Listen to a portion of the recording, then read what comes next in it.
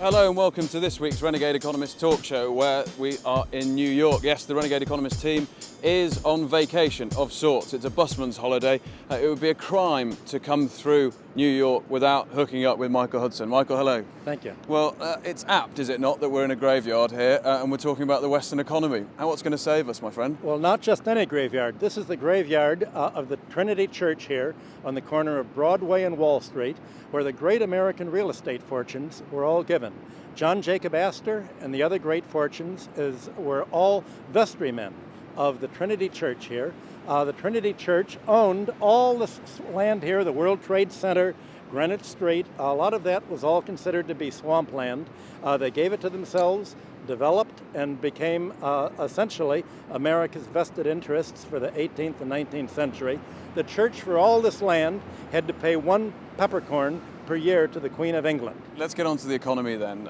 We are in the twilight zone. We've just had a bit of dead cat bounce. Some of the bailouts have had some effect, people would argue. What's your view? What you call a dead cat bounce is really a short squeeze. The pessimists had sold stocks short because they believed they could buy them at a lower price.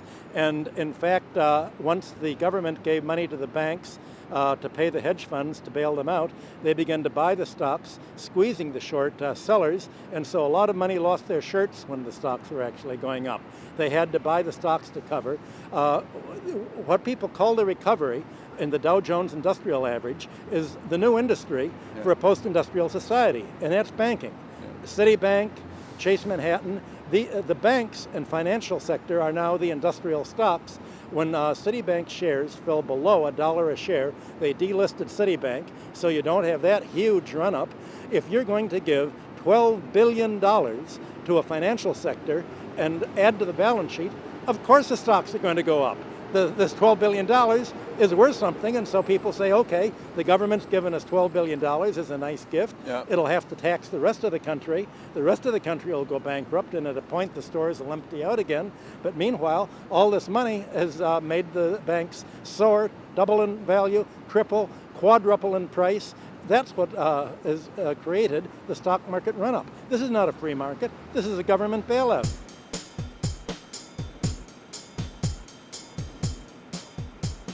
As we left the Trinity Church graveyard, Michael said to me, this was the birthplace of American real estate, but the graveyard of capitalism. Michael, telling me that, there's an ominous sky, there's darkness all around. Give us some light, give me an inkling, just a shard of hope.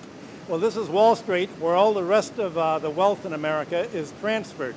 Wall Street doesn't really produce wealth, but it does transfer it from one party to another. Wow. And if you're near where, well, in the source of securitizing, any flow of income can be turned into a mortgage, into a security, into a stock or bond and paid out.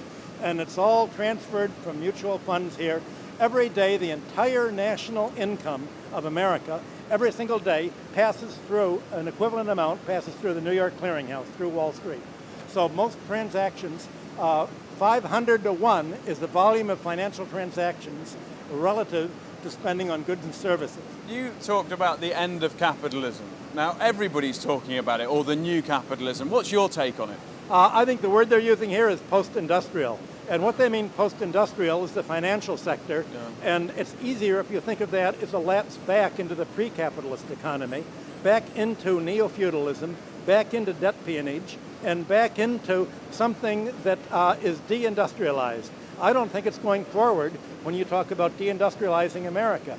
I think it's going backward to the pre-industrial society when the landlords and the bankers ran Europe in the Middle Ages, and that looks like what they're doing again. My question to you is, how is it possible for a secondary industry or a tertiary industry, i.e. the financial sector, to run a country? Because we might have all this newfangled jargon, but the point is, unless you're producing stuff, unless you're making stuff, what are you doing?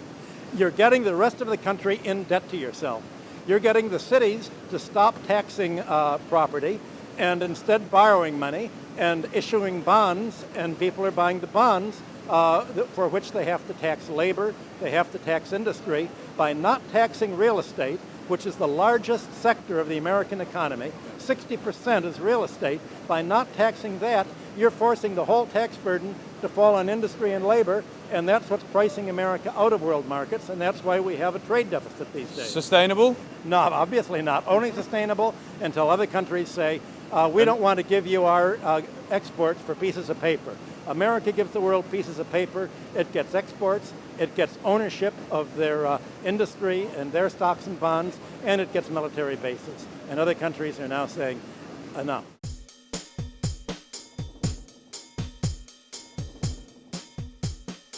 Well, listen, the big talk whilst the property market was booming was it'll never crash because of the supply and demand argument. Talk me through the supply and demand argument.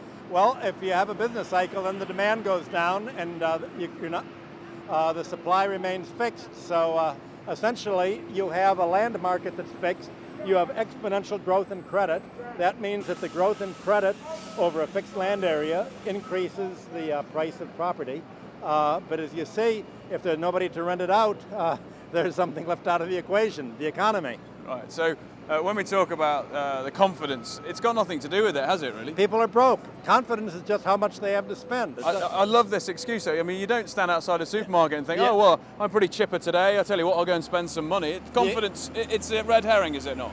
The economy is not about psychology. It's about finance, and it's about real estate, and it's about real estate financing. And if people are psychological, what they're talking about is the price they have to pay for where they live. What's their mortgage? What's their property price? That's what psychology is really all about. It doesn't have to do with confidence. They're afraid of losing their jobs, and they know that they're afraid getting cut back. And Chase has just raised the penalty rate on credit cards, I'm told, to 33%.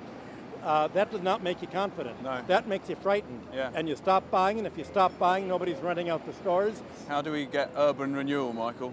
$64 million question. You have to change the tax policy to make cities more prosperous instead of more parasitic and siphoning off all the gains and turning it over to the landlords to pay to the banks to interest to get the mortgage to buy the property to clean up. So it's the finance and finance, insurance, and real estate sector.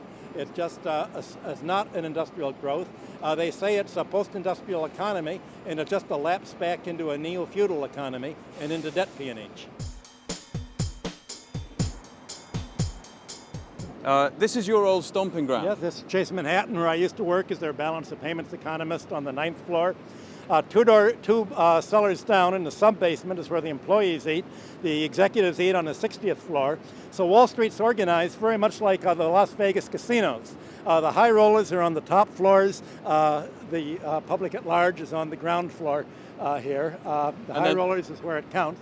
Right across the street is the Federal Reserve of New York. That's where Europe has its gold holdings. It doesn't hold its gold in Europe. Germany, France, England have them here because they just thought they'd let the United States shift around their gold. Nobody's really asked for it back, and they're beginning to get a little worried because the Federal Reserve is on Liberty Street, and people joke. The word for liberty originally, Amargi in Sumerian, meant debt cancellation.